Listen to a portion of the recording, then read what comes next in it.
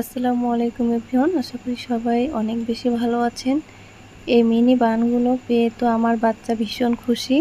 তো সকালে কিংবা বিকেলের নাস্তায় এই বানটা বাচ্চাদেরকে বানিয়ে দিলে তারা কিন্তু ভীষণ খুশি হয়ে যাবে। বানানো খুবই সহজ।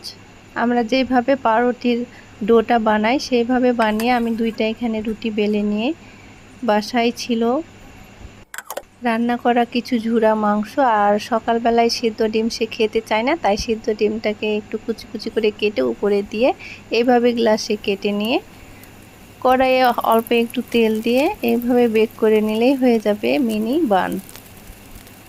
তো তাদেরকে সকালে নাস্তা কিংবা টিফিনে দিলে তারা অনেক মজা করে খাবে এবং খেতেও কিন্তু দুর্দান্ত হয়েছে। আপনারাও ট্রাই করতে পারেন। রেসিপি কেমন লাগলো অবশ্যই জানাবেন। সবাই অনেক বেশি ভালো থাকবেন। সবার সুস্বাস্থ্য কামনা করে আজকের মতো বিদায় নিচ্ছি।